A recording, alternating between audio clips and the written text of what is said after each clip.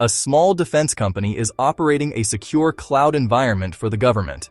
The company already completed RMF documentation, security assessments, vulnerability management, and ATO approval.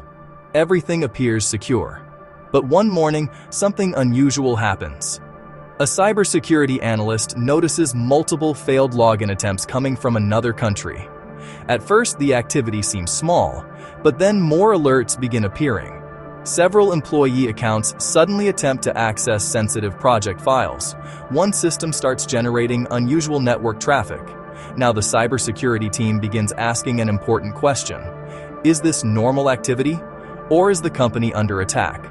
This is where incident response begins.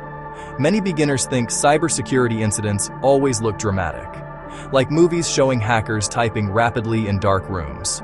But real incident response is usually much more organized and methodical. Let's walk through a simple real-world example. The company uses security monitoring tools that collect login activity, network traffic, system alerts, administrator actions, and suspicious events. One analyst notices repeated failed VPN login attempts. Another analyst discovers a user account suddenly downloading large amounts of sensitive data. Now, the security team begins investigating. First, they verify whether the alerts are legitimate. Sometimes alerts are harmless. For example, an employee forgetting a password, a misconfigured application, or normal maintenance activity. But this situation looks more serious. Now the cybersecurity team starts collecting evidence. They review system logs, VPN activity, user behavior, network connections, and security alerts. This process is called analysis. The goal is to understand what happened, when it started, which systems are affected, and how serious the incident may become. Soon, the team discovers one employee account was compromised through a phishing email. The attacker used the stolen credentials to access internal systems. Now the company activates its incident response procedures. The first major goal is containment. Containment means limiting the damage before the problem spreads further. For example, the cybersecurity team disables the compromised account. Network engineers temporarily block suspicious IP addresses. Administrators isolate affected systems from the network. Security teams increase monitoring across the environment. The goal is to stop the attacker from moving deeper into the system. Next comes eradication. This means removing the actual threat.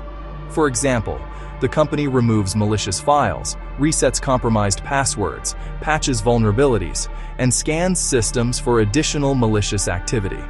Sometimes cybersecurity teams also review email systems, cloud environments, VPN access, and administrator accounts to ensure no other compromise exists.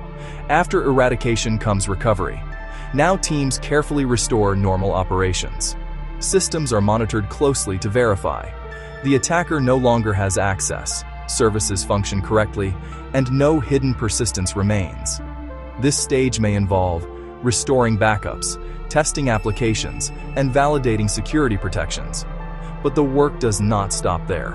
One of the most important parts of incident response is documentation and lessons learned.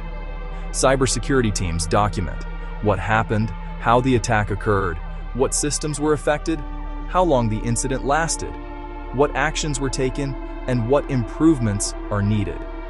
For example, the company may discover employees need better phishing training, multi-factor authentication should be expanded, or monitoring rules should be improved. This helps strengthen the environment against future attacks. Now here is something many beginners do not realize. Cybersecurity incident response is heavily team-based. Many different people become involved. For example, SOC analysts, ISSOs, system administrators, security engineers, network teams, cloud engineers, management, and legal teams may all participate during a major incident. And this is why communication becomes extremely important during cybersecurity events. Cybersecurity is not only about technology, it is also about coordination, decision-making, risk management, documentation, and fast response under pressure.